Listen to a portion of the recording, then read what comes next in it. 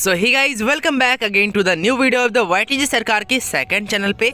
Guys ये part है love story part 5 because part 4 already आ चुका है। आई होप आप लोगों ने देख लिया होगा। अगर आपने नहीं देखा तो कमेंट के अंदर एक बार लिंक चेक कर लीजिएगा या फिर डिस्क्रिप्शन के अंदर चेक कर लेना। एंड सच बताओ तो गाइज आप सभी के इतने ज्यादा प्यार और सपोर्ट ने ना मतलब सच में मेरे दिल को जीत लिया। एंड फाइनली आज मेरे को मजबूरी था कि भाई लव स्टोरी पार्ट 5 लाना ही था और इसके लिए तो भाई आप सभी को दिल से thank you so much. And by the way चलिए आज की इस वीडियो को हम लोग फटाक से शुरू करते हैं बिना किसी देरी के। सो लास्ट एपिसोड के अंदर हमने देखा था कि जब हम लोग एग्जाम देने जा रहे थे उस टाइम हमारे ब्लोरो से एक बकरी का एक्सीडेंट हो जाता है। एंड उसके बाद हम लोग झटपट से वहां से निकल लेते हैं डर के मारे एग्जाम देने के लिए। एंड एग्जाम फिनिश होने के बाद हम लोग फाइनली उस गांव के अंदर फिर से पहुंच जाते हैं जहां पर हमारे ब्लोरो से उस बकरी का एक्सीडेंट हुआ था। अब आगे देखो, जैसे हम सारे फ्रेंड्स उस गाँव के अंदर पहुँचते हैं मैंने थोड़ा इधर उधर देखा, फिर अचानक से मेरे को वो आदमी दिख गया जिसका बकरी था, ठीक है। एंड सडनली उन्होंने भी मेरे को देख के पहचान लिया बिकॉज जब एक्सीडेंट हुआ था ना वो भी वहीं पे थे। अब यार जैसे उन्होंने मेरे को देखा ना वो फटाक से अपने गांव वालों को आवाज लगा देते हैं, मतलब जो इतना जोर से चिल्ला के सबको बुलाते हैं ना भाई, तुम लोगों को कैसे बताओ। खैर ये सब छोड़ो, गई जैसे सारे के सारे लोग हमारे पास आ जाते हैं, मतलब यार भाई कम से कम अप्रोक्स देखा जाए तो 20-25-30 आदमी शायद होंगे ही, लेकिन उसमें से ज्यादातर लड़के ही लोग थे। मतलब देखो भाई आप लोगों को पता है कि आज के जमाने में कोई भी लड़का शरीफ नहीं है, ठीक है। एंड आज के टाइम में सारे लोग अपना घर का दबंग होता है, ठीक है। तो इस चलते मतलब वो जो सारे लड़के थे ना भाई, मतलब ऐसा लग रहा था कि यार उन लोग तो डायरेक्ट मार ही करने आ रहा है और हम लोग सिर्फ 6 बंदे थे। अब भाई जो गाँव वाले थे ना, मतलब जो सारे लड़के थे उन लोग मतलब चारों तरफ से हम लोग को घेर लिया और कसम से भाई साहब हमारा तो फेफड़ा कलेजा किडनी उडनी सब निकल के मुंह में आ गया था। और सच बता रहा हूँ डर तो बहुत ज्यादा लग रहा था ना भाई, क्योंकि देखो वहाँ पर अप्रोक्स 25-30 आदमी थे और हम कहाँ 6, तो यार कैसे मुमकिन था। लेकिन उनमें से ही कुछ गार्जियन टाइप के लोग थे, बहुत बड़े बूढ़े लोग थे, तो उन लोग थोड़ा सा समझदार थे यार। तो फिर मैंने वहाँ पर उन लोगों को बोला कि देखिए अंकल हम लोग जानबूझ के तो किसी को मारे नहीं है, हमारा एक्चुअली क्या हुआ था कि एग्जाम का हमारा बहुत ज़्यादा लेट हो रहा था। सो इस चलते हम लोगों ने थोड़ा सा स्पीड बढ़ाया और अचानक से बकरी हमारे गाड़ी के सामने आ गया था। तो मतलब हम लोगों ने जानबूझ के ऐसा कुछ भी नहीं करा। एंड ये जो भी इंसिडेंट हुआ है सच में बहुत बुरा है, मैं मानता हूँ, लेकिन ये हम लोगों ने जानबूझ के नहीं करा। अब अचानक से सामने आ ही गए तो कैसे करते, अगर ब्रेक मारते तो हम लोग भी खुद मतलब कहाँ रहते अभी तक पता नहीं था। तो वहाँ पर जो गार्जियन टाइप के लोग थे ना उन लोग थोड़ा सा समझ रहे थे इस बात को। तो फिर कुछ लोगों ने जो कि एक्सीडेंट टाइम वहाँ पर प्रेजेंट नहीं थे वो लोगों ने मेरे से पूछा कि आखिर में यहाँ पर हुआ क्या था। तो मैंने सारा का सारा मामला समझाया। देन सारी बात सुनने के बाद वो लोगों ने बोला कि देखो गलती तो तुम लोगों ने की है बिकॉज इतना स्पीड से गाड़ी नहीं चलाना चाहिए, ये तो बकरी था। मान लो अगर इसके सामने कोई आदमी आ जाता तो फिर और भी बहुत ज्यादा मुश्किल हो जाता ना। तो मैं समझा यार इस बात को। एंड फिर हम सब ने माफी भी मांगी, लेकिन देखो माफी मांगने से कुछ होगा नहीं ना, बिकॉज देखो गांव में सब गरीब आदमी होते हैं। एंड उनका जो बकरी था उसका भरपाई तो करना पड़ेगा, ठीक है। क्योंकि गाइस देखो वो सामने जो लोग थे मतलब सारे लोग वहाँ पर बोल रहे थे कि भाई तुम लोगों ने गलती तो की है तो उसका भरपाई भी तुम लोगों को भरना पड़ेगा। अब तो और दिक्कत हो गया भाई, बिकॉज हम लोगों ने उतने पैसे लाए नहीं थे, बिकॉज हम लोग जा रहे थे एग्जाम देने ना, तो एक्चुअली हमारे पास उतने पैसे थे नहीं। और वो लोग हमसे टोटल 9,000 मांग रहे थे, मतलब हम सब सारे फ्रेंड से 9,000 रुपये मांग रहे थे। अब यार देखो हम लोग पढ़ने वाले स्टूडेंट थे, 9,000 लाएंगे तो लाएंगे कहाँ से, क्योंकि ये कोई छोटा मोटा रकम नहीं है भाई, बहुत बड़ी रकम है। मतलब 9,000 कोई छोटा मोटा चीज नहीं है भाई साहब। अब हम सारे फ्रेंड्स ने जब 9,000 का बात सुना ना तो मेरा तो दिमाग घूम गया भाई, कसम से करे तो क्या रे क्या हम। एंड इसका एक ही उपाय था कि हम अपने पेरेंट्स पास कॉल करके पैसे मांगे। लेकिन यार देखो हम अपने पेरेंट्स पास कॉल भी कैसे कर सकते थे जब उन लोगों को पता चला है कि हम लोगों ने ऐसा ऐसा कांड किया है।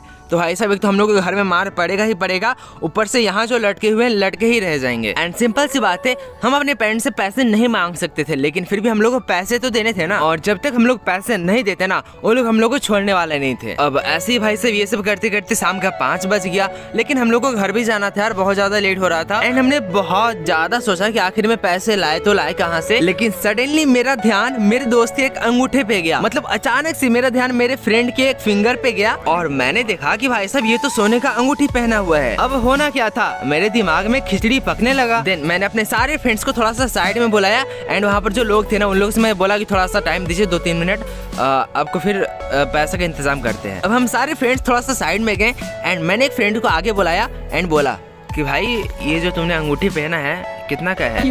उसने अपना हाथ फटाक से पीछे खींचा और बोला भाई तू करना क्या चाहता है। देन मैंने 2 लाइन उसको बोला कि ना जीने का सहारा है, अर्ज किया है ना जीने का सहारा है, ना मैं तेरा हूँ ना तू हमारा है।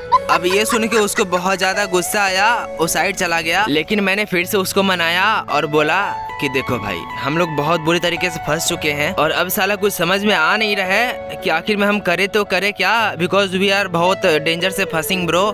फिर मैं उन लोगों को एकदम अच्छे तरीके से आराम से समझाया कि देखो भाई, हम लोग तो बहुत बुरे तरीके से फंस चुके हैं एंड देखो हम सारे फ्रेंड है ना, तो सारे का गलती है भाई यहाँ पर देखा जाए तो, बिकॉज वो लोग हम लोग का कुछ नहीं सुनेगा और अभी तो हमारे पास इतने पैसे है भी नहीं कि हम उतने पैसे दे पाएंगे। तो एक ही इसका ऑप्शन है कि भाई तूने जो अंगूठी पहना है ना उसको देना पड़ेगा। अब ये सुन के हमको भरपेट गरिया दिया। वो बोल रहा है मेरे को कि साला बकरी की जगह पे तुझे मरना चाहिए था, ऐसा ऐसा बात बोलता है। वो बोल रहा है 15,000 का अंगूठी है भाई सोना का, कैसे दे सकते हैं इसको। मैंने बोला 15,000 का, अरे बाप रे। मैंने अपने मन में सोचा कि भाई 9,000 देना है और 15,000 का सामान है, तो कुल मिला के 6,000 तो मेरा तेल लेने जाएगा एक्स्ट्रा में। हाँ? लेकिन इसके अलावा कोई उपाय भी नहीं है और हम कुछ कर भी नहीं सकते। और ये बात सारे फ्रेंड्स को मैंने समझाया एकदम आराम से। और अभी शाम के 6:30 बज चुके थे और घर से हम लोगों का कॉल आने लग रहा है बार बार कि अभी तक कहाँ है। मैं बोला रास्ते में थोड़ा सा जाम वाम लग गया है, ठीक है।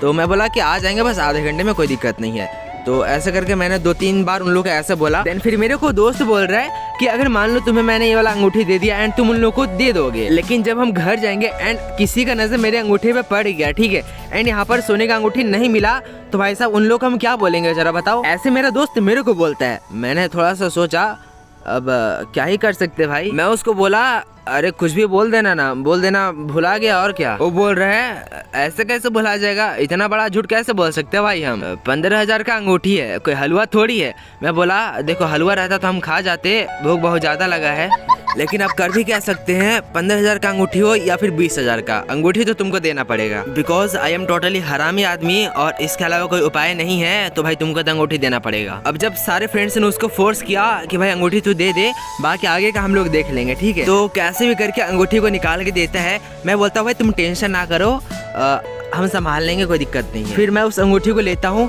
और वो लोग जो विलेजर्स था ना उसके पास जाते हैं और मैं बोलता हूँ कि देखिए हमारे पास पैसे तो है नहीं और घर से हम लोग पैसे मांग भी नहीं सकते हैं, तो अभी देखिए हमारे पास एक अंगूठी है जो कि 15,000 का है, सोने का है, तो आप इसको रख लीजिए और हम लोग को जाने दीजिए, क्योंकि हम लोग का बहुत ज्यादा लेट हो गया है, घर से बहुत ज्यादा कॉल आ रहा है, उन लोग को चिंता भी हो रहा होगा घर वालों को। तो जो सारे लोग थे वहाँ पे बोले कि ठीक है तुम एक काम करो, तुम अंगूठी इनको दे दो जिनका बकरी है। तो फिर मैं उनको अंगूठी दे देता हूँ और बोलता हूँ कि ये 15,000 का अंगूठी है, क्योंकि हमारे पास पैसे तो है नहीं, अब एक ही ऑप्शन बचा था। अब आप लोग बोल रहे थे कि पैसे तो हम लोग को चाहिए, तो अब क्या कर सकते थे, हमारे पास जो अंगूठी था वो मैंने आपको दे दिया है, बस हम लोग अब जाने दीजिए। और मैं बहुत ज्यादा रो के बोला था उनको, मतलब कि इमोशनल मैंने पूरा कर दिया था उनको, एंड फिर उन्हें भी पूरा रियलाइज हो गया कि यार माफ कर देना चाहिए। और हम सारे फ्रेंड्स ने उनसे माफी मांगा, तो फाइनली वो बोलते हैं कि चलो ठीक है कोई बात नहीं है, लेकिन आगे से ये बात को ध्यान में रखना ताकि ऐसी घटना फिर ना हो। सो माफी वाफी मांगने के बाद वो मेरे को सडनली बोलते हैं कि मैं ये अंगूठी नहीं लूंगा।